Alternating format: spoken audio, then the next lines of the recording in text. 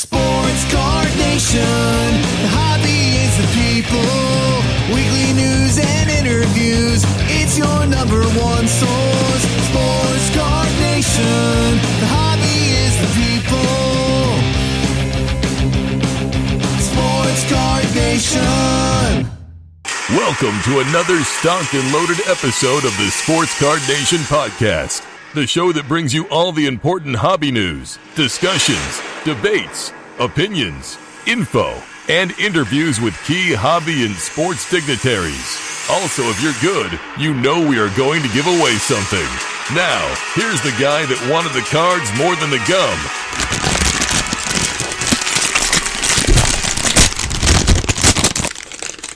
John Newman. What is up, everybody? Episode 123 of Sports Card Nation.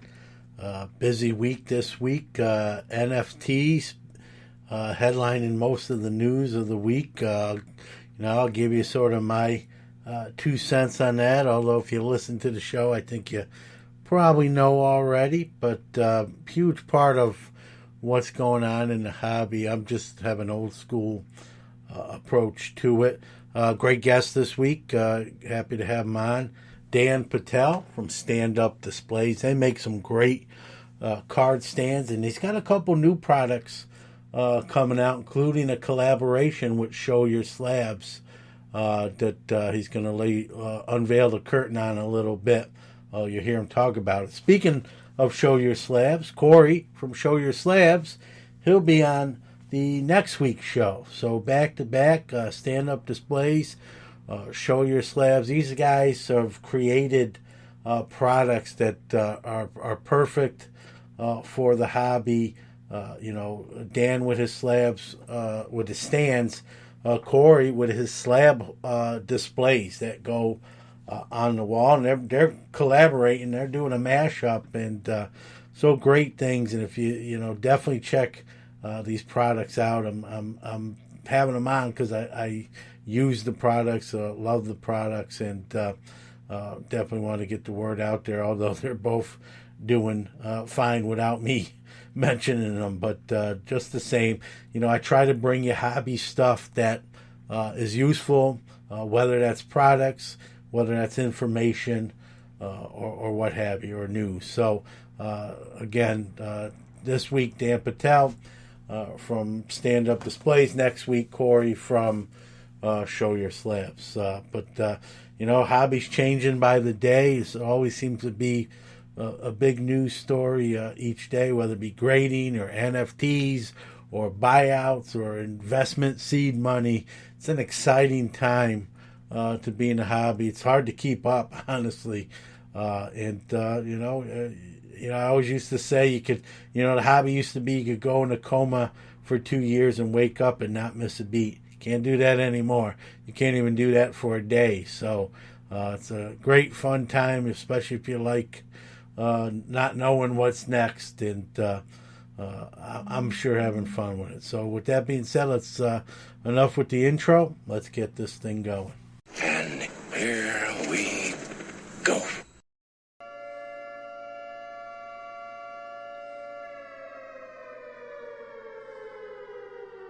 Time for this week's Incoming! product releases. All right, let's talk about what's coming out this week. Today, if you're listening to the show on release day, 4/16, 2021, Panini Obsidian Soccer. Also today, 2020, Panini Select H2 Football. On the 21st, 2021, Topps MLS Soccer. On the 21st, 2020-21, Topps Museum Collection UEFA Champions League Soccer. On the 21st, 2020-21, Panini Prism Fast Break Basketball. And on the 23rd, 2020, Topps Formula One Chrome Racing. And that's going to be a big hit as well. A lot of soccer this week. So if you're a soccer fan and that stuff, as you probably well know, pretty much red hot right out the gate. And so couple releases this week that probably going to generate some fun. So between soccer and Formula One, this is your week.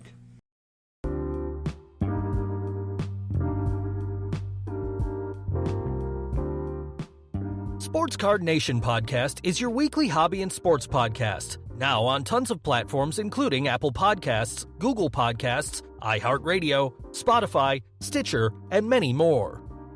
Listened to in 44 different countries globally, Sports Card Nation is one of the most interactive podcasts around, providing great content, giveaways, and some of the hobby's best interview guests without time constraints. Thousands can't be wrong. We want to thank all the wonderful listeners around the world, our awesome guests on the show, and our tremendous sponsors making us what we are today. Remember, without you, there's no us.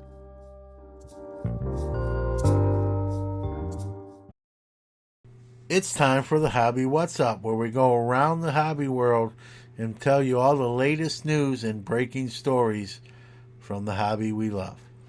What's up? What's up?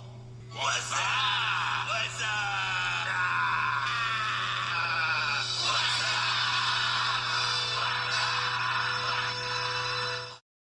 up? Well, as you heard in the Hobby What's Up last week, Topps is bringing NFT to life. That is going to happen Tuesday. They ain't wasting any time here, folks. Tuesday, April 20th. So if you're listening to show release day of this pod, you're talking about 4 days after that, 1 p.m. Eastern Time. They're going to do their 2021 Series 1 baseball offering. It comes in two NFT pack styles. The standard pack, which has 6 cards, it's only $5 a pack. So that's not a bad price for, comparatively speaking, to other NFTs. And they're going to make 50,000 of those packs.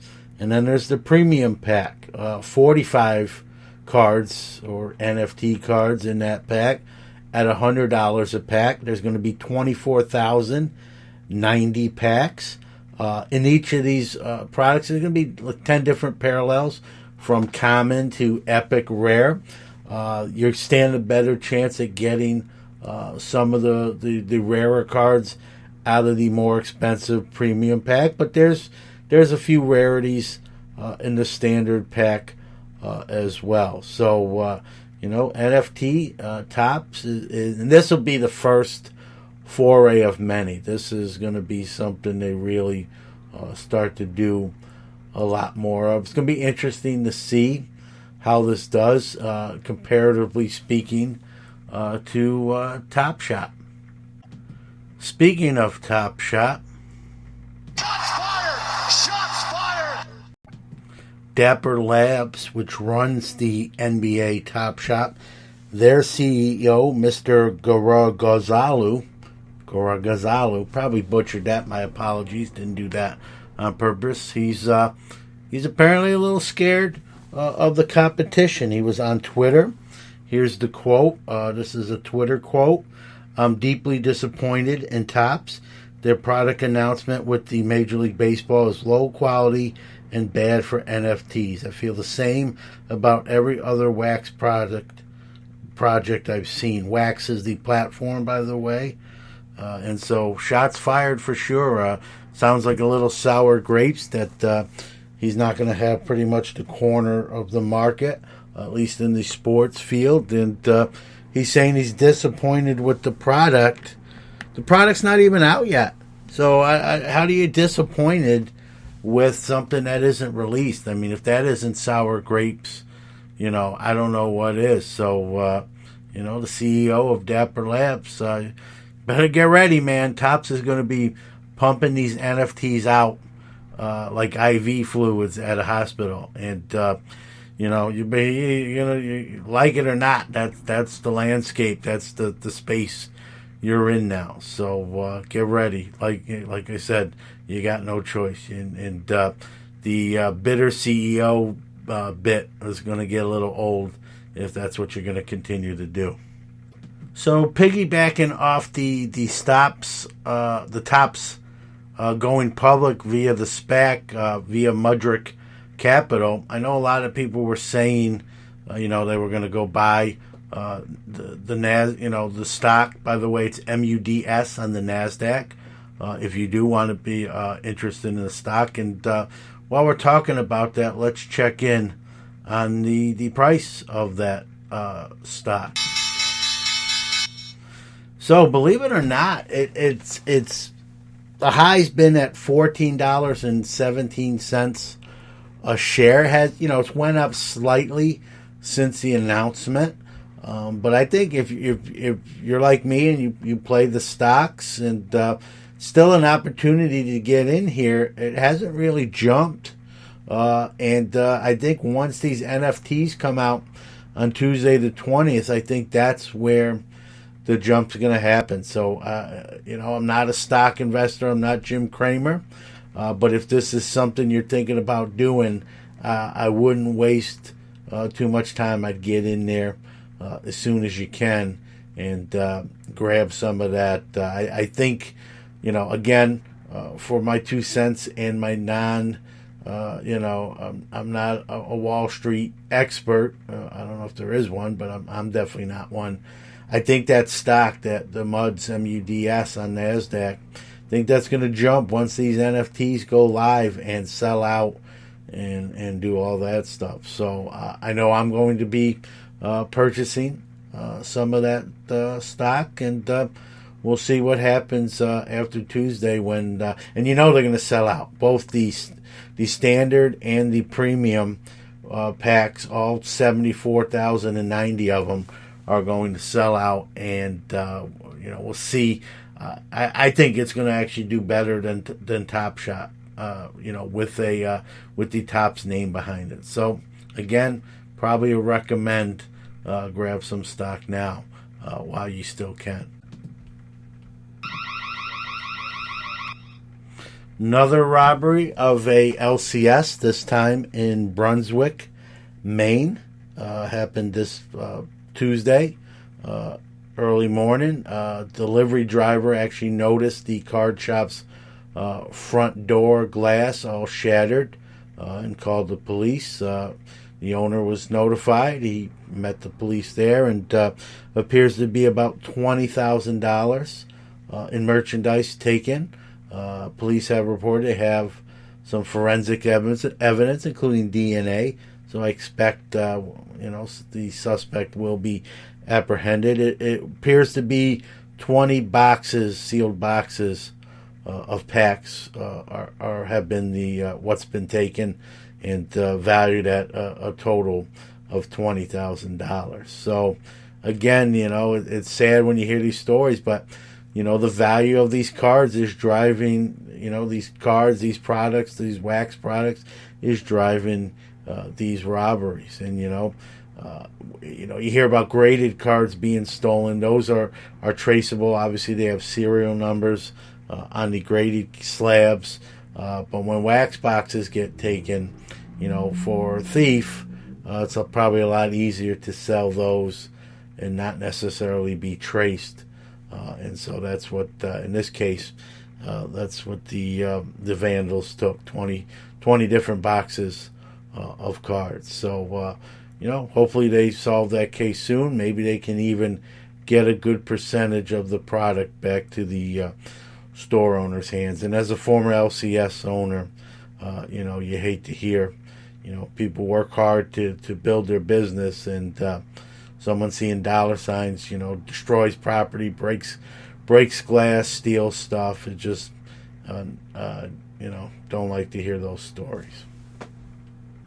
All right, Loop, the app, is now on Android. I have downloaded. I'm an Android guy now, and I've been messing around with the app. They have live breaks. It looks very nice. People doing breaks of packs, boxes, some repack products I saw. Looks pretty streamlined. I haven't bought into anything as of yet. I'm not saying I won't. Not saying I will. If something strikes my fancy, but it definitely. I've noticed since I've downloaded it. I've opened it up and watched some things. So it's definitely got, even if you don't buy into any of the breaks or repacks or what have you, is definitely some entertainment value there. Obviously free to download. And if you just even want to watch some product being ripped, and again, this is Eric Doty, the CEO, was on a month or two ago, and they're in the infancy stages. They just got some investment money. This thing is going to grow. I think you're going to see more content and stuff on there, and so early stages, but doing well early. So now on iOS and now on Android. So no matter what phone you're rocking, you can check out the Loop app. I know the chunky that left these chunkies. Newman! Open the door, Newman. I know you're in there. Sports Card Nation. All right, it's time for Newman's Rambling, where I select one question I get each week and answer it on the air. John, you seem like an astute man. Thank you, Mr. Walken. Maybe you can help explain something to me. Well, I'll give it my best shot. All right. For this segment, again, I'm going to use a question that I've got asked on multiple platforms, different times. I've kind of spoke to this before, but I figure I'll get a little more specific since it's making news more so with Topps announcement. So I get asked, what are my thoughts and feelings on NFT? And I make a joke that NFT stands for not for touch, and obviously it's non-fungible token, but have a little fun. So I'm sort of old school. If it's just in the air or digitized like Topps Bunt, I'm not a fan of that stuff. Honestly, I know it's huge, it's blowing up. Topps' new line is going to sell out at incredible rate. I mean, it's going to be very popular and very profitable for these companies. I get that. So if you're asking me how do I think the niche itself is going to do, it's going to do tremendous. If you're asking me what my thoughts personally are, it's not I'm really going to get involved with. If I can't own a portion, when you buy stocks, you own a portion of the company.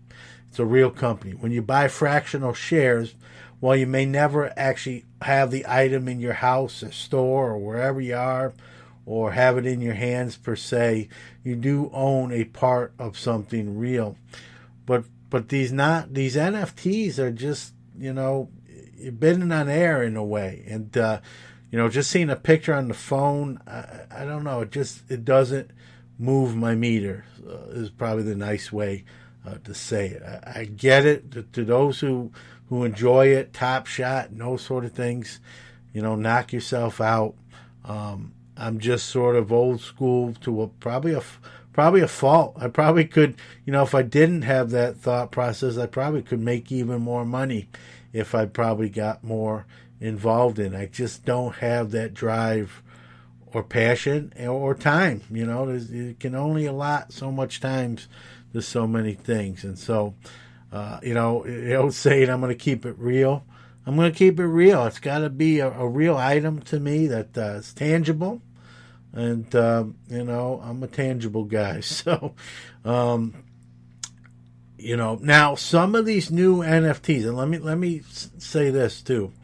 Some of these new NFT offerings do offer some real stuff attached to it. And you're going to see that come out. I think especially on Topps end, they're going to offer maybe experiences or some real items that you can potentially get along with the NFT items. And now that's a different story. I put that sort of in a different class, okay?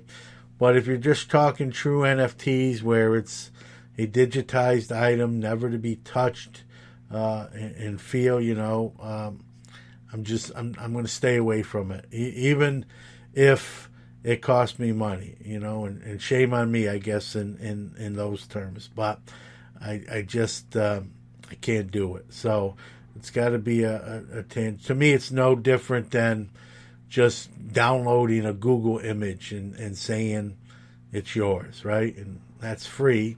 Not always legal, but it's free. And I have to draw the line somewhere, I guess. And that for me, my old school ways, the line is if it isn't real, I'm not going to really get involved in it.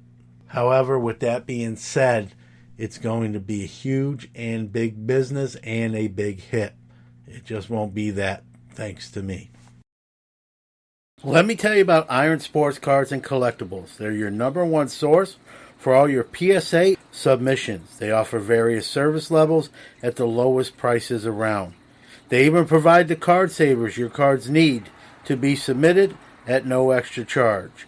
Their elite status helps improve turnaround times, and their chat rooms keep you abreast of your subs and the status of your cards. What are you waiting for?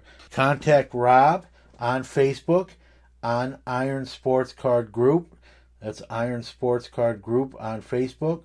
Or get a hold of Rob on Twitter at Iron Sports Cards. All one word, at Iron Sports Cards. They'll take care of you.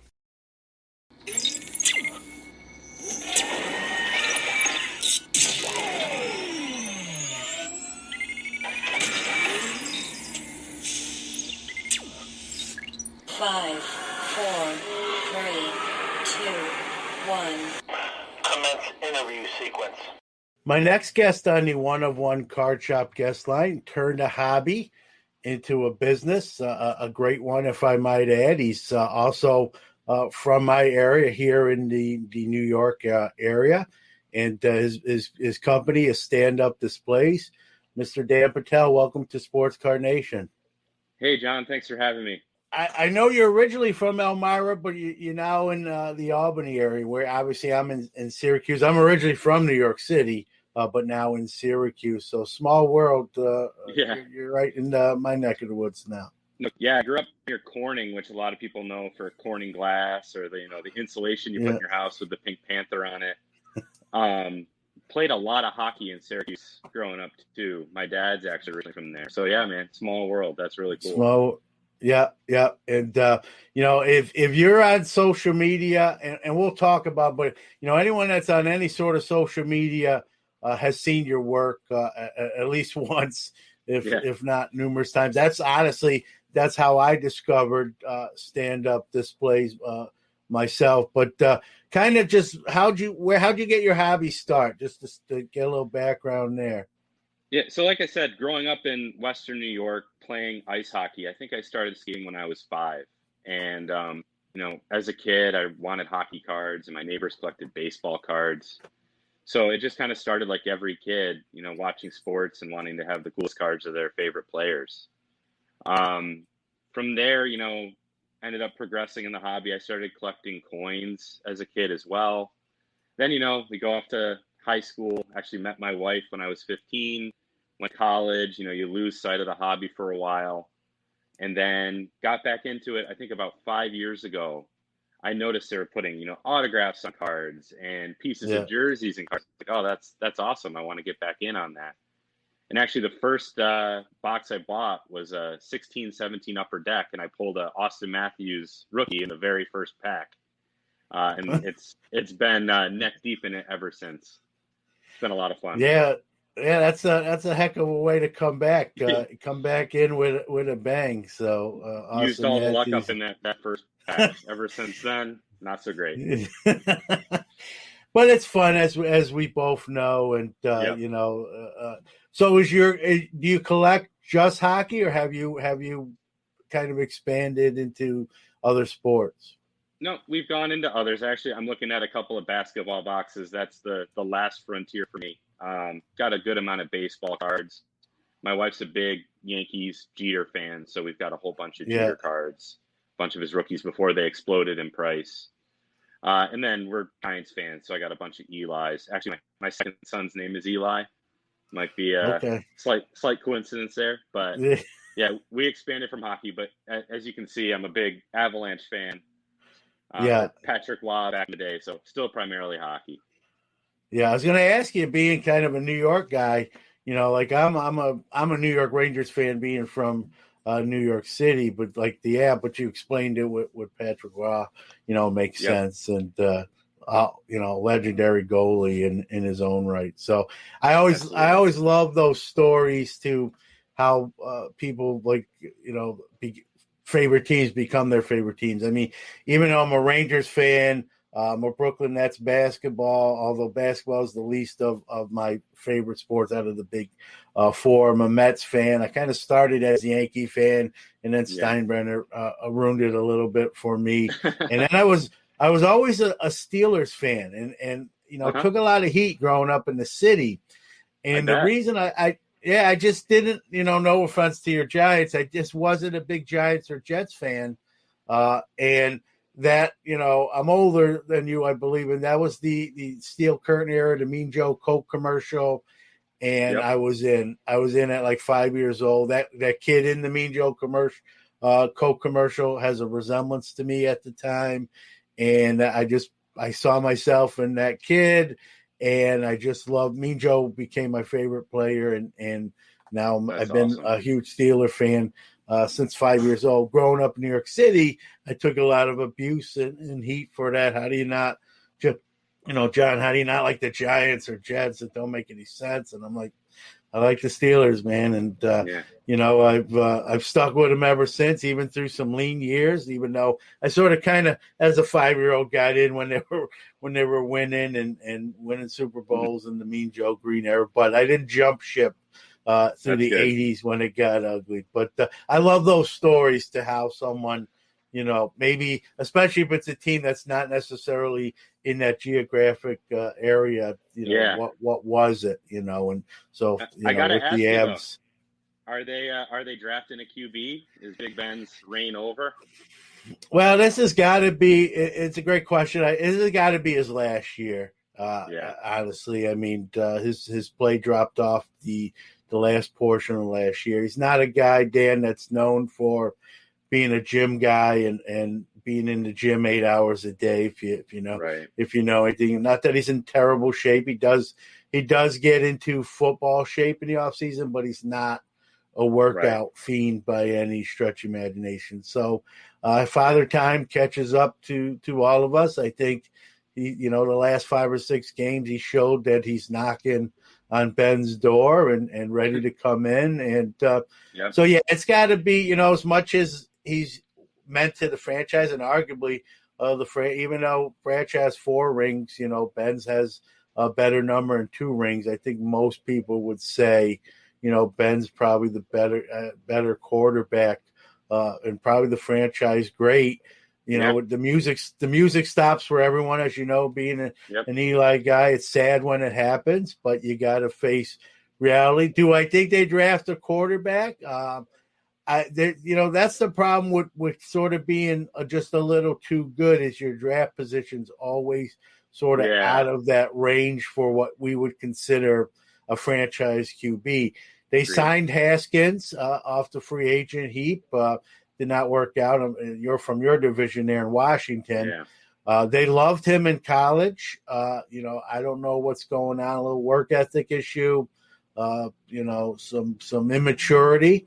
But I will say this: if Mike Tomlin really can't straighten him out, then it's probably not going to happen. So it's worth a flyer. I think he's got the tools, Dan. It's just, can he put upstairs? Can he get that straightened out? And if it's going to be boom or bust, right? Is he going to be what Washington thinks he is when they cut him? And then we'll wind up doing the same thing, and he'll have a short, and I hope I'm wrong, a very short NFL career.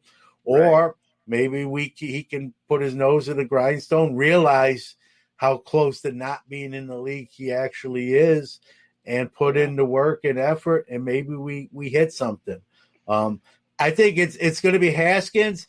If they were drafted higher, I know they like Trey Lance in this draft, but you're not going to be in position to get him unless they do some crazy trade up, which I don't see them doing. I don't think they've got the working parts to move up that far. So I don't think they draft a quarterback this year. I think they They like Mason Rudolph a little more than I do. I'll just say that. And he's in his final year. So I you know what? They really dropped the ball, and I'm even though I'm a fan, I can be critical of them. Really knowing how close to the end Ben was at, and they really did not prepare very well for it with even signing, a veteran. So we'll see. We'll see. I hope the short answer, honestly, I hope Haskins is everything Steelers think he is, and Washington, cut bait too early. But if not, they're going to have some issues getting that next guy. Could be 2 or 3 lean years where we, go 5-11, 6-10, get in that draft position where we might be able to nab what some would consider a franchise quarterback from the draft. We'll see. That's why we watch. Yeah, it'll be fun. So, do you PC any players? I know you mentioned teams, and do you have anything you do specifically, like player wise? Collect all young guns or what have you? Yeah, primary collection right now is Nathan McKinnon. So he's just an amazing player for the Avs.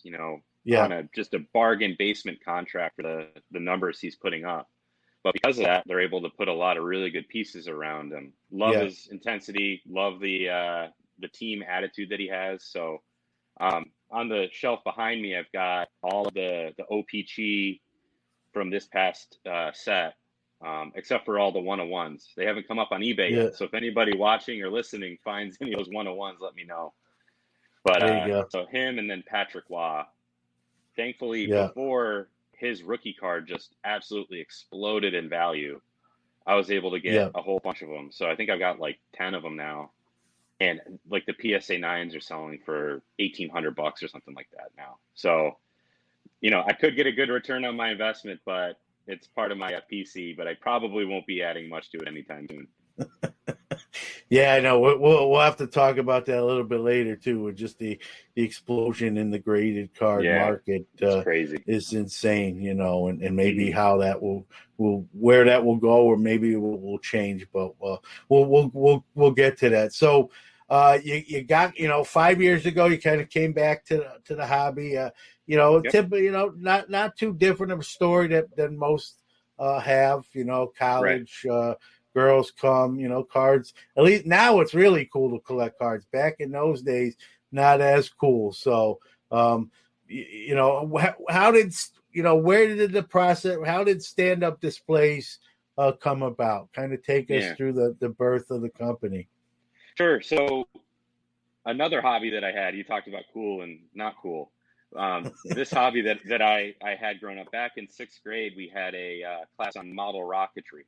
So I got absolutely hooked into model rocketry, and there's a whole, a lot of people know the little ones, the Estes rockets. Yeah. There's a much bigger frontier. It's called high-powered model rocketry. And, the biggest one that I flew was, I think, 11 feet tall, 6 inches in diameter, and weighed 80 pounds. I was making the propellant for it. They have electronics on board, but part of that was 3D printing. So a good friend of mine that I met through the hobby down in Pennsylvania was building and selling 3D printers. He got me hooked on that. And once you have a 3D printer, you can make just about anything that you can think of.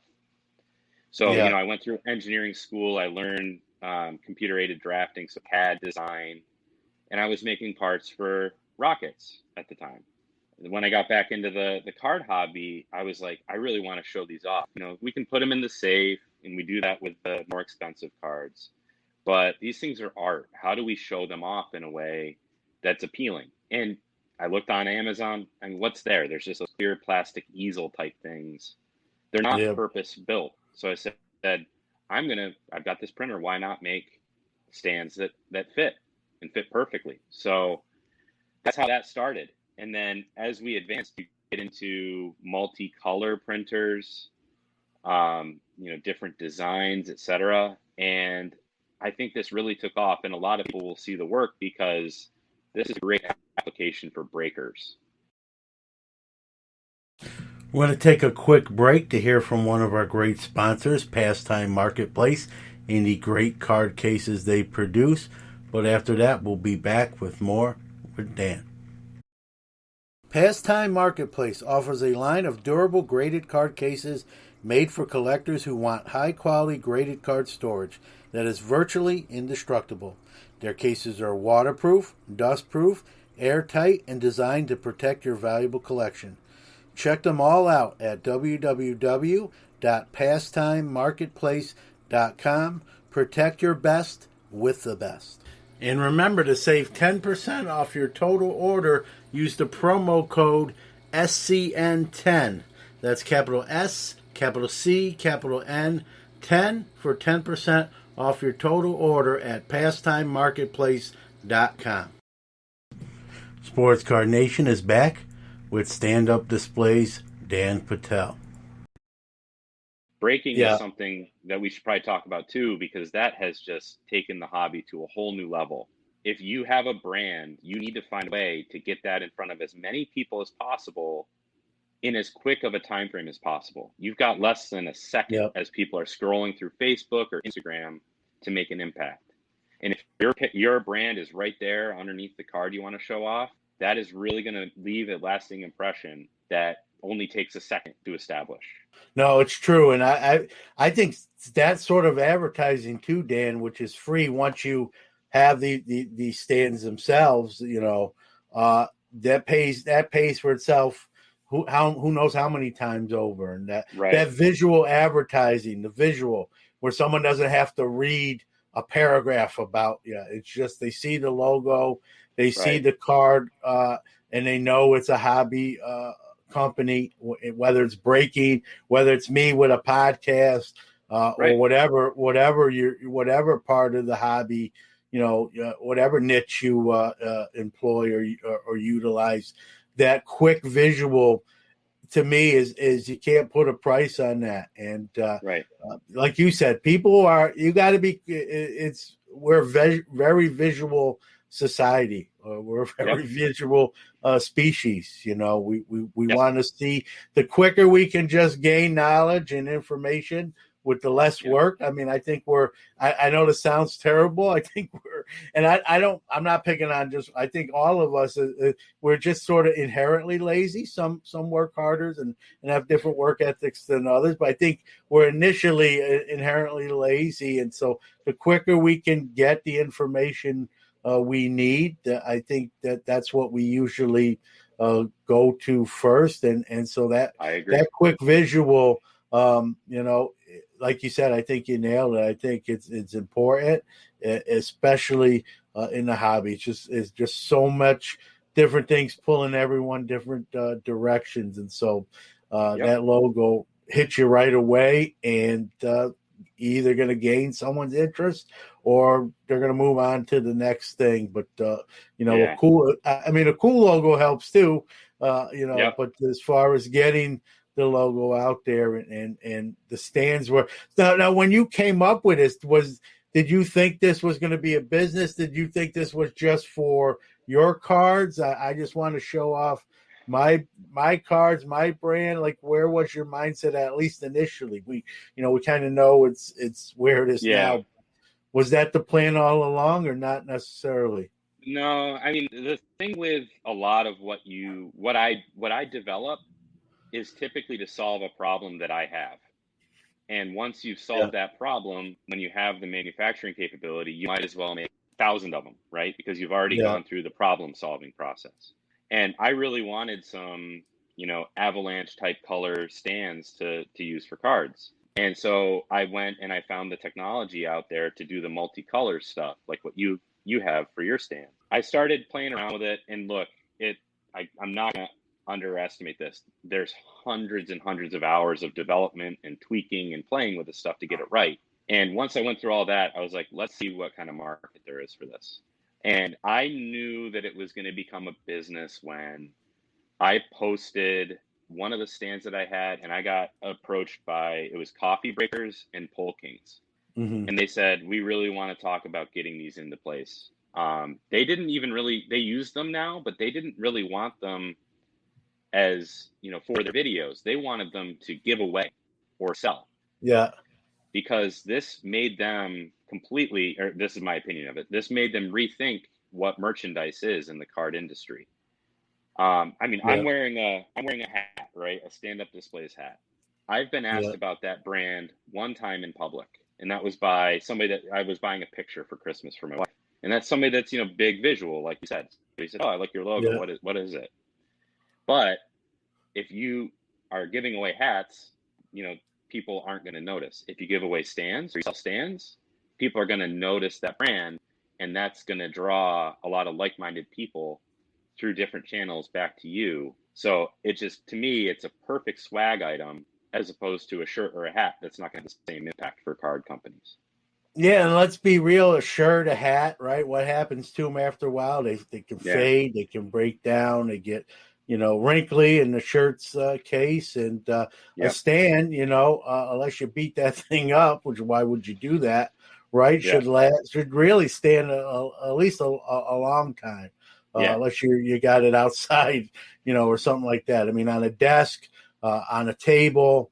It should last potentially forever, probably outlast at least the user that has it, and it be passed down. But and then here you are. I mean, did you anticipate even with the two companies you mentioned, and then it just took off from there? From there, you run into a volume problem, because now all of a sudden you've got tons of people asking you for these things. And, we had to they ordered, I think it was 500 of them. And it took us, at the time, before we scaled up, it took us like 45 days. Yeah. And I cannot stress enough how great my wife has been in all of this, not only as a support, but she rolls up her sleeves, and she's probably downstairs right now assembling some stands for some customers. Yeah. So, she's a huge proponent of this. So if she'll watch this later, shout out to my wife, Kaylee. She's amazing. There you go. But the next step after that happened was, you guys probably heard about Rob G buying the 5 point whatever, $4.5 Yeah, Rob million was on the show probably about 6 weeks ago. Yep. Good guy. That's awesome. Yep. Yeah. I got a message from him, and we spoke on the phone, and he's like, "Hey, how fast can you make stands and get them to Puerto Rico?" And I'm like, I think I can have them out tomorrow. So we made a design, came to an agreement, and I overnighted those things to Puerto Rico so they could be there in time for his, media release for his mantle. Yeah. And that was the next step, where it's like, okay, this is really business. So we've, ever since that, huge order, we've scaled up. We're now at 5 or 6x the capacity we were initially. And, we're trying to, like grading companies, we're trying to keep our turnaround time in check. So we can get an order out next day or the following day, but that's kind of where we are now. Yeah, and that's cool. I mean, in a sense, part of history, that mantle, the highest paid for a single card, and it's going to be, part of your stand is going to be a part of, kind of linked with that card for forever. I'm sure there'll be another card that maybe breaks the record somewhere down the line, but it still was the record holder. It'll still be a record holder. And that's just it's great. And like you said, it doesn't take long. I mean, that's how I found you, seeing other people post social media there. I'm like, who's making these stands? Those things are awesome. Found out who it was and reached out, said, hey, how does this work? And one thing I love that you do too, that sometimes it's not always the case, is someone, I mean, ideally quantity is going to get you a better price rate. But if someone wanted just one, you can do it. I mean, they're going to, someone's going to get a better rate if they buy 10, 20, 30, 40. But if someone just said, hey, I just need one, I just want it on my desk for this price card. I mean, you don't even turn folks like that away. That you do those type orders. And that's refreshing to see, because in some of in some businesses, someone might say, listen, I can't really do one. You got a minimum order 6 or 5. Right. And I know it's not necessarily ideal. You rather have the quantity, Sure. but you also will do that and not necessarily close that door on someone Yeah. that maybe just needs one or two. Yeah, that's a great point because, a lot of it's cool to, supply stands of, pretty big names to people. But some of the coolest designs we've done, some of the biggest challenges that we've been able to overcome have been smaller orders. So Yeah, like this guy here, this is Drury Brothers out of Colorado. This was a yeah, smaller order, but I mean that is just an absolutely wicked logo. yeah. That's So cool. to your point, we will take it all. I know that this is a big cross section of people. Where we dedicate a lot of time. This is my second job, so frequently it's the first 8 or 9 hours is the first job, and then the next 8 or 9 hours is this job. So sometimes you got to bear with us as we go through the turn of Yeah. responding to everybody. But yeah, we try to hit everybody. Now, do you foresee maybe this being full time? You get to that point where you can train. Not that I'm not saying you want to leave your job, but maybe Yeah. makes more sense. Do you think that's something that's on the table down the line potentially for you? I would love to, man. I would love to. In fact, we're going through all the right, incorporating and accountants and patents and all that fun stuff, right, to set ourselves up for that. So, the analogy is always I wear a ton of hats. I'm looks like I'm Yeah, wearing one, but I think I'm really wearing like 30 as we try to navigate this. But yeah, the quote that always comes to mind, and we repeat it a lot around here, is don't worry about what can go wrong. Focus on what will go right. yeah. So we're trying to set ourselves up to succeed in that environment, and maybe someday it'll work out. But for now, it's the two job scenario, or as I call it, the Yeah, American dream. double duty. Yeah, no, and I hear you. It's been I do Newman Sports Card, which is selling the cards.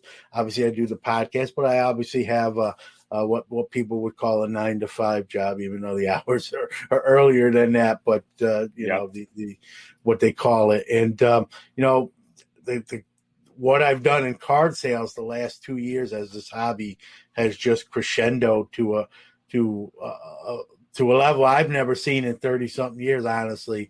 I get asked sometimes, or even internally, I might say, I did have a store for 5 years back in the 90s. Would I ever consider going full time again? I always come around to saying no, because with my job, there's a lot of people, it's more than money, as most people know. You got Right. benefits and Yep. other perks that you're at risk to give up when you kind of take that leap and go into your own business. So it's not just always just fun. Everyone thinks it's just financial. Well, if you can make the same or more and have more fun, that's great. But there's some other things at play as well, Yep. with insurances and all that stuff. So I've really come to probably say no, but you always leave that door maybe a little Oh, sure. cracked, and you Of never course. know. The other thing I think too is, Dan, would, I don't think we're going to stay on this pace. It'd be nice, but I think we're going to have a correction and not a crash, like Yeah. some say. And I don't expect, for what my sales have been the last couple of years, I'm not naive, or I'm not, Right. to think like that's how it's going to be for the next 20 years. I totally agree. It'd be nice, but I've been in this hobby long enough to know that's not how it always goes. Right. And so, the job gives you sort of that stable, steady income, at least in my case too, for when maybe the hobby's not a roaring inferno as it is Yeah. at the moment. So, Yeah. but This is an it's explosion. I agree. yeah. Another quick break to hear from the sports card shop at Moco, the Gocher family, doing great things in the hobby as they even expand. They just expanded their store, so congrats to them. Let's hear about them. The Sports Card Shop at MoCo is your small-town local shop with a global reach. Conveniently located in New Buffalo, Michigan. We're an easy drive for most residents in Michigan, Indiana, Illinois, and Ohio. Come see us every Tuesday through Saturday from 10 to 5 and Sundays from 12 to 5. Want to shop from the comfort of your home? Give us a call at 269-469-0140 or visit our website at thesportscardshop@moco.com or our Facebook page. Major credit cards and PayPal accepted, and we ship anywhere in the world. We're an authorized dealer for both Panini and Topps, with new sealed wax from both arriving weekly. And yes, we have PSA and SGC graded cards and over 250,000 singles in stock. Be sure to follow us and turn on notifications for posts to Facebook, Instagram, and Twitter so you don't miss out on new arrivals. The Gocher family has been serving this community for over a decade, so stop by or visit us at thesportscardshop@moco.com. We are back with Dan Patell. Singles prices, we're probably going to get into that, but breaking has changed the game. Where I did a show on it, Dan, and I basically said it saved the hobby. It definitely saved the wax side of the hobby, the Toppses, Paninis, and Upper Decks, because not that they weren't selling wax and boxes and packs before, but now stuff just sells out instantly. It wasn't always the case, and you're right. But go ahead. Yeah, breaking has saved the industry. But go ahead. I agree. Breaking has saved the industry. I think that we will, to your point, see a correction in singles. I think that the main cards, like I'm on the other side here, I'm looking at a Jeter SP, 93 cards like that. I think they're gonna they might come down a bit, but the value is going to be a lot higher than PSA 10 mid-tier to low-tier players. I just don't see the market exploding on those much longer because they're so common. Yeah. So I agree. Breaking has just changed the game, and we'll see where everything else goes here, but it's probably going to get a correction. No, I agree. I think there's going to be certain cards, like you mentioned, that are going to hold their value, especially the older you get, as you go back towards vintage, where you just can't. Yeah, there's a lot less of them. How many were destroyed or thrown out, or even the SP, the Jeter. I mean, to find those in the higher grades because of that foil board, it's rare. The 10s and 9s are definitely going to really hold their value, if not increase. Actually, even the 8s. I mean, I've seen 6s go for almost 4 figures. It's crazy what that card's done. I've sold a ton of those back in my store days. I wasn't a big Jeter guy. I always kind of I was wrong, just to show you how much I know sometimes, right? I always said, he's just a good-looking dude. He's a Yankees shortstop. He's going to be good. I don't think he's going to be great. The stuff's like overvalued. I'll sell them all. And so I sold probably in a 3-year span from 93, 94, 95, probably 150 of those things. Yeah. I was either acquired them by opening wax, buying the singles, and I sold them probably anywhere from $20 to $50. And man, right. I'd like to have those 150 back today, but that's not how it works. Yeah, no, and I joke about it. I was a guest on another show, and they asked me like a hobby regret, and that was one of the not the only one, but one of the first that like popped in my head. Is just all the Jeters SPs that I sold before they what we know them value wise today. Just not me being short sighted and just saying he's a good player, solid player, but not great. He's just a good looking Yankee, and that's driving the market for him, and that can only last so long. And so much for talking about swing and miss. But and it's funny. Someone asked me, but I made money for what I sold it for. I had less into it. I just knowing the value now, I'm like, man, I'd love to have them back. But take it when you can get it. And you can sometimes. You could do that all the time. I could do cards that I lost. At least I didn't lose, and so the other great thing about your stands, and on this episode, we're actually gonna give one away you made for our shorter show, How Quick It. If you're seeing this on video, there's the stand. We're gonna give away. Yeah, the contest word is going to be display. So to enter, get another entry. I'm going to do a Twitter retweet enter. So to get a second entry, PM me the word display, and you'll get potentially a second entry to win a Hobby Quick Hits stand done by Dan and Stand Up Displays. I almost don't want to give it away, but you were nice. You were nice enough to sponsor sort of the giveaway. So thank you in person. Okay. Now I'm talking in person. So we'll give one of those away, and people can see firsthand the work you do. The other nice thing with your stands too, Dan, is you can put graded cards. You can put top loaders. They're adjustable. You can put one touches. So there's not really a case that outdoes it. It will adjust whatever you're putting in, whatever graded company, PSA, SEC, any of the new ones, BGS, one touches, top loader, semi rigids. Right. It doesn't matter. To what we know the stands as now, what was your first couple incarnations of them? What we see now, maybe you've improved on it or not? Has it evolved? Yeah. So the first ones, I'll show the camera here. This is what's called a basic stand. So this is just purpose fit for PSA. Yeah. But what caused me to create the Varistand, which is this. Yeah. You can see it adjust. Was actually Topps Project 2020.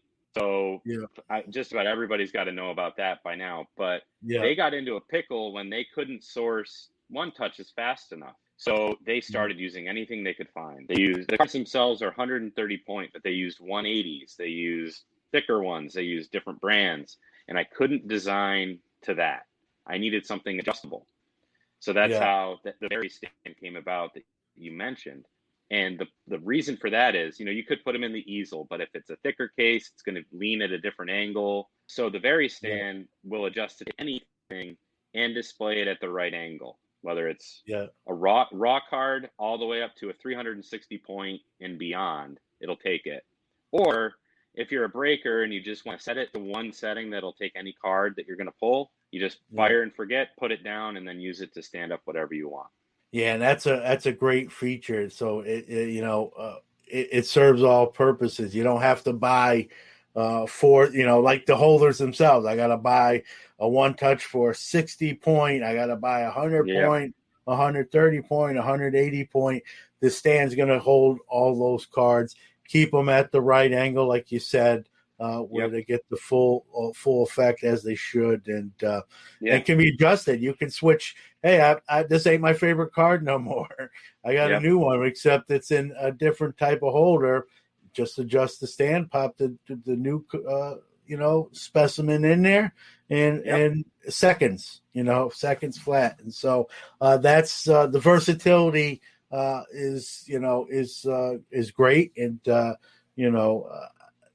just makes sense to do it that way. And it's great, like you said. And I got to ask you, you're a smart guy, engineering. You showed how from your first iteration of it to what we know it as today. What you can talk about without giving the secret recipe. What's coming down the turnpike here with stand-up displays? What can people look for besides the great product we already know? Maybe what might hold what's coming? Yeah. So you guys are going to have Show Your Slabs on the feed here sometime in the near future, I believe. So Corey from Show Your Slabs and I have gotten together for a collaboration project, and it's this. So if you've seen Show Your Slabs before, which you probably have, this is going to be a desk type display. And I don't know, it's a little bright in my room here. But no, it's come across good. For those that are watching the video iteration of this, and just to give a little background for those just listening to audio, Show Your Slabs is a company. They make sort of a wall frame that can hold, I believe, 9 to 50 graded cards, and you can pop them in pop them in and out, change them up as you Yep. you see fit. You just showed kind of a desk thing with two cards Yeah. in it. Yeah. It's actually a bigger version, if for those of you listening, not watching, it's a bigger Yeah. version of my basic stand that you can get in my store with a piece Yeah. of acrylic in it, just like the Show Your Slabs. It's the exact Yeah. thing. And it also is underlit with an LED strip. So it's like a night light if you want it to be. It adds a nice That's effect cool. to it. So we're stocking up on everything right now. Corey's at a show, I think, in Florida right now. But be on the lookout. We're going to drop 50 of them to start probably here in the next week or two. So Yeah. that's next, and that's the most imminent next product. The one after that, I can't really show you. Corey has if you're on video, the Show Your Slab. I've got one of his for PSA, but all around it, this actually, I mentioned earlier patents. So I've got a patent pending on the Varistand. I'm looking forward to learning how to go to a full patent there. But the next one is and I'm going to call it the rocket frame. I gave you my background on rockets, but it's going to be the ROCK-IT frame, because you rock the case into the frame. So the idea is you mount this frame to the wall, and then without any evidence that your frame is adjustable or able to be changed, you can remove the card from the front and put a new one in a second. So like I said, cards are art. They're meant to be displayed. I'm a big fan of displaying PSA 9s because it's the same card, just not as expensive, and you can look at it all the time on the wall. So that's going to be the next product. Not exactly sure how we're going to release that yet, but I think that's going to have a pretty big impact on the hobby. Yeah, and these products too, Dan, are great for commercial use and personal. I've got graded cards behind me, not with the stands you're talking about. Now I'm looking at that. I feel almost inadequate at this point. But we might have to change that. But these stands that you make, you can put them in your house, on your desk, or you can have them in an LCS as part of your sales, as on your merchandising.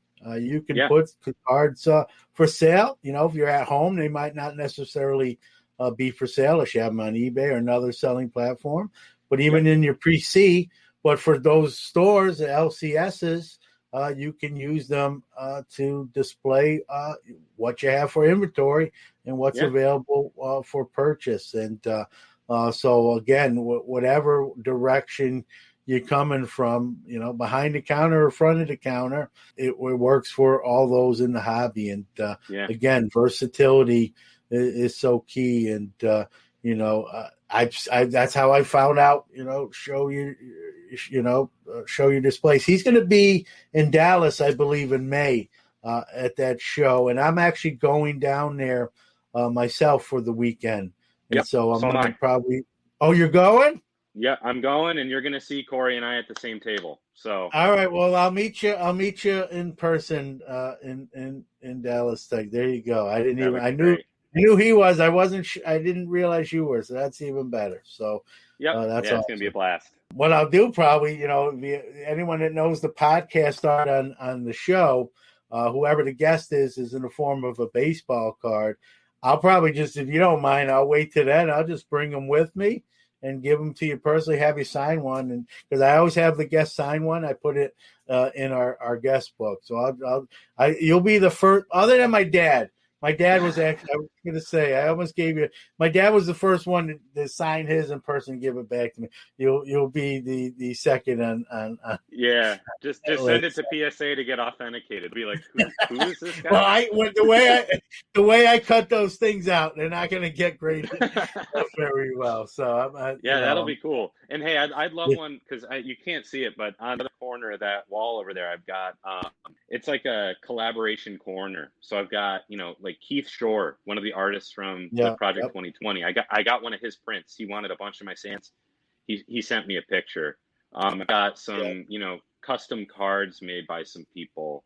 It's just so cool. And actually, I got it mounted. I've got a dope T-shirt from Rob G that I got to get up there. But Yeah. It's just so cool. It's like a little memento that I can, think back on all the cool stuff we've done with some really cool people. Yeah, a lot of collabs and Yep. almost like, you watch like a, football game, they exchange jerseys at the end of the game, or Yep. they do that in Exactly. soccer. Going to step aside for another quick break to hear from another one of our great sponsors offering a monthly wax pack subscription service. It's Hotbox Cards. Let's hear from them. Hey folks, tired of going to the retail store and finding the wax shelves cleaned out bare? I've got the answer for you, and that answer is Hotbox Cards. They offer a monthly subscription service at a great price level. What's better than getting a box of sports cards on your doorstep every month? Not a whole lot, and these boxes don't cost a whole lot. Let me tell you what's in each and every hot box. 3 relic or auto cards, 3 unopened hobby packs, 50 bonus cards featuring stars, rookies, semi-stars, inserts, and parallels. And 1 in every 5 boxes has a red-hot envelope with a surprise card. They also honor expired redemptions with a comparable item, so there's no worry about getting that old redemption card with nothing to show for it. Check them out at www.hotboxcards.net and put in promo code SCNation, SCNation all in caps, to get a 4th free hit instead of the usual 3. In April, they are celebrating opening day by giving away a 2020 Topps 582 Montgomery Club Gavin Lux rookie auto. Sports Card Nation is back with Dan Patell from Stand Up Displays. The hobbies are great communities.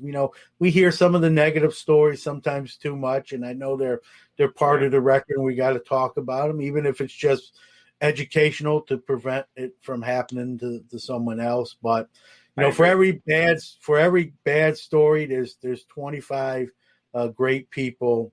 And like you said, I think you illustrated, with that, and it's a great thing. You got, again, some new products coming. Yet, it's probably going to go from there. I don't know where like you said, you find the time, but you're grinding it out, and I got to ask you. I know you. I'm a drone guy. I fly drones, not the same as rockets, but. Do you still do any rocketry? Do you have any time to do that anymore? No. So, for anybody listening that I might not have replied immediately to, we also have 3 kids. So I've got a 6-year-old, a 4-year-old, and a 9-month-old boy. Or they're all boys. God bless you. So as my coworker said, he goes, "Do you have anything nice? Just throw it away." With 3 boys, you got to be kidding me. So, no, unfortunately, we haven't. I did see that post that you made. You got your drone up to 2,000 feet. That's so cool. The highest I've world up there. Yeah, it's the highest I've gotten it, and I don't want to say I'm an expert flyer. I'm good at what I do, or I probably wouldn't have did that. But even for me to take it up to that height, a little nerve wracking because. At that point, it sort of breaks a drone rules. You're supposed to keep it in sight. I wasn't seeing it anymore. all I was seeing was the video feed. I knew it was up there. I knew it was pretty much above my head, straight up. But if you asked me to point it out, you couldn't see it anymore. And so, whenever you don't see it, it's a little nerve wracking. Because you don't have a visual on it, and at that high up, even though it's fairly lightweight, it's 249 grams. It's crazy. That is crazy. If the propellers, the props were to stop spinning, that thing would come down quick, and God forbid that hit somebody or something. It's not going to be a good situation. And so when you have a visual, you can kind of guide it, even when the props stop, you can sort of have a little control. But I kind of took it up to that point and took a photo or two or video or two, and then brought it down into to normal normal distances and whatnot. This is my third drone and obviously my best one. And compared to the first two were toys.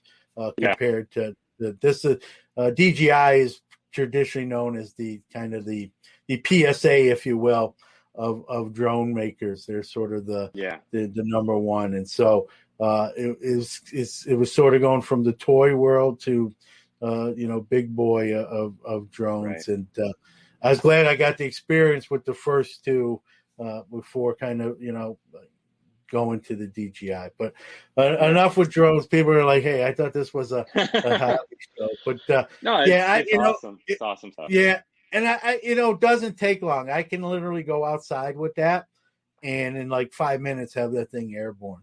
Yeah. Well, I mean, we can bring it back to the sport or to the hobby because I'm a strong proponent of if you're curious about something, just go try it. Yeah. That's one thing that, I'm sure my wife rolls her eyes about. I can't sit still. We're watching, she wants to watch Netflix and, I love, there's some really good shows. Yeah. There's some really good shows out there. And I can't sit still. I always got to be tinkering with stuff. So, Rockets did that before. Now it's 3D printing and cards. And these days it's assembling and packing and shipping. So, if you're curious, you'll figure it out. Yeah, no, great point. Keeps us out of trouble too, Dan. I'm like that too. I like to always be doing something, whether it's doing the show, doing something with cards, or if I get time to, nice thing about the drone thing, like I was saying, I could jump outside and literally get that thing in the air in like 5 minutes and bring it back in 10 minutes and just spend 15 minutes doing it. Yeah. Just even just to sort of the wind down or just something getting too monotonous. I can just almost like someone else. I'm not a smoker other than cigars, almost like someone going out and smoking a cigarette and kind of, relaxing, cooling off. I just do it with a drone instead of tobacco. Although I do like a nice cigar every now and then too. So, but and like you said, that's a great point. I want to, whatever you do, go for it. If you have something you want to do, you don't know that you can or you can't unless you try. It's the old, the old Michael Jordan line, right? You can't miss any of the shots you don't take. And you want to do that. And someone, every once in a while I will post some drone stuff on the Sports Card Nation podcast page. And it's just, one of the reasons I do it, because I find it kind of interesting. I think other people do too, some people. And I just kind of want to show like, hey, there's more, to life than just one thing all the time. You can do multiple things, whatever they might be. And it's funny, since I posted even some of my previous drone stuff, the older drones I use, I had posted some of that on social media. And I get questions all the time, like, how'd you start? I love to do it. What model would you recommend, like, to start with? That's basic. I don't have a lot of money to buy an expensive one. What do you, and I love, and I've had a few people say, hey, I got one, and ask me even further questions like, this and that. And I love being an advocate, whether that's for the hobby or any other hobbies, that drones being another one that I'm involved with. I love to pass on that knowledge to someone that's interested. If they're not, they can skip the post and go to the next one. And I try not to overdo it. I probably did with this because it's a new drone, but I'll start to sort of, unless I get something really interesting, or maybe, I go over a waterway, or, the one thing I haven't done yet is get into like a real city environment with skyscrapers and stuff. Eventually, I definitely want to do that. And that'd be really cool. That'll be some cinematic stuff. So, but I agree with what you said to those out there.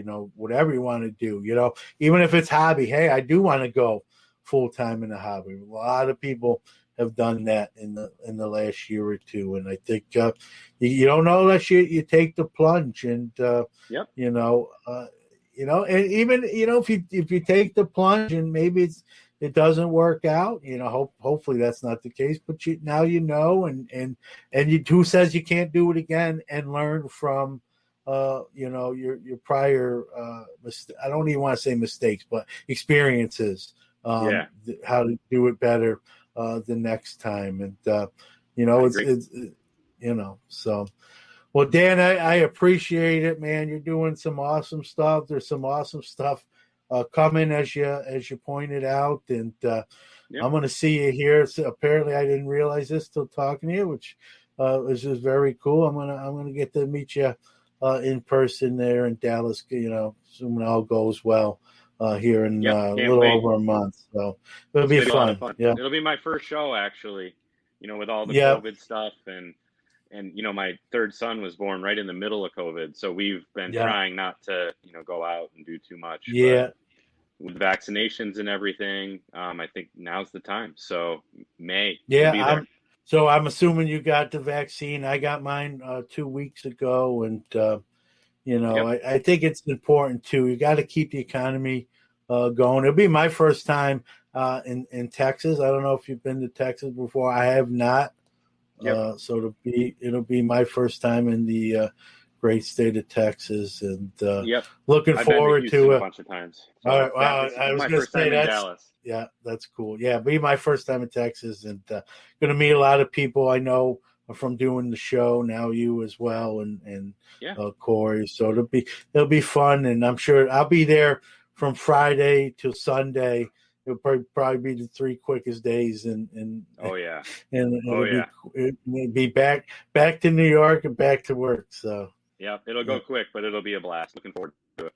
Well, Dan, in closing, I always give the guest give out your website, your social medias, where people can see your work, what you do, to order, all that good stuff. The floor is yours. Take your time. Absolutely. So our primary account where you can see the majority of our work is on Instagram. It's at Stand Up Displays. Same name for Facebook and Twitter, but like I said, our primary is Instagram. We have a website. It's www.standupdisplays.co. I can't get the guy to respond to me that owns .com. He's parked on it. He's not giving it up. So .co. And through there, you can send me an email to request a custom stand. Just shoot me your logo in a .png or a .ai file format, and that'll get us off and running. The pricing is on there as well. But give me a follow. I'll follow you back. You'll see on Instagram, I'm not one of the guys that has, 1 million people following me, and I follow 3 accounts. This is a community, so I like to see what other people have out there. Gives me, inspiration, and it's just humbling to see how everybody else is working in the hobby and having a blast. So check it out. Shoot us a message. We'll get back to you as soon as we can. And, John, hey, we really appreciate the time. This has been a blessing, and it's really cool to meet all the people that we have in the hobby, you included. So looking forward to meeting you in Dallas. Yeah, thanks, Dan. I appreciate that. Yeah, and I'm looking forward to the new products as well. And I'm going to hand my wallet over apparently and just tell you to give me back what you think what's good. But all joke aside, that's great stuff, and we'll have you back, especially when this other stuff really goes full tilt live, and we maybe even do a show where we get both of you guys on. You could maybe do a dual pod, and get you both talking about the collab itself. So definitely, Corey's a great guy. I'll talk for him too. Head over to @ShowYourSlabs. Corey's running an awesome business. I am not afraid to plug other people that are innovating and changing the game. Yeah, so he's doing a great job too. Awesome. Thanks, Dan. I appreciate it. All right, we'll see you. Take care.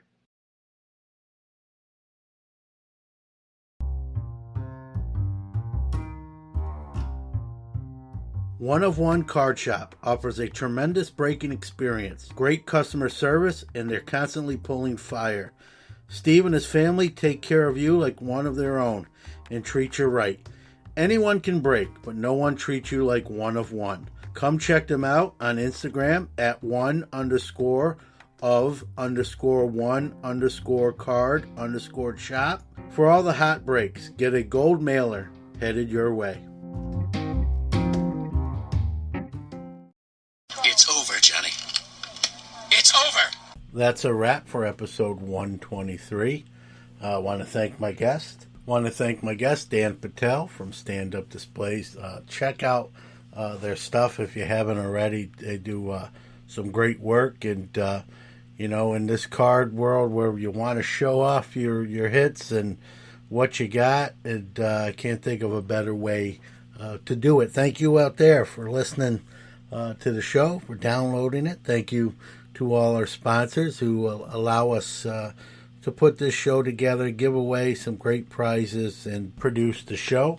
Next week's guest is from Show Your Slabs, Corey Fick. Program reminder, Mondays, Hobby Quick Hits. This Monday, following this show, we're going to be talking about the fractional share market and all the different companies and what they offer.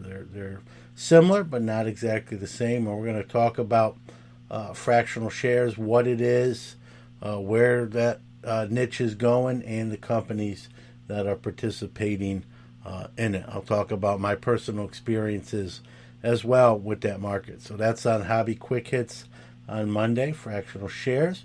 As always, check out Hobby Hotline every Saturday morning, 11 a.m. Eastern, 8 a.m. Pacific. Rotation of content creators are your hosts. It is a call-in show. Feel free to call in, set the topics, ask the questions. We appreciate that interactiveness and that feedback. So we're gonna call it a day, and we'll see you either in a few days with Hobby Quick Hits or Hobby Hotline, and we'll see you next Friday with another episode of Sports Card Nation. And never forget, the hobby is the people.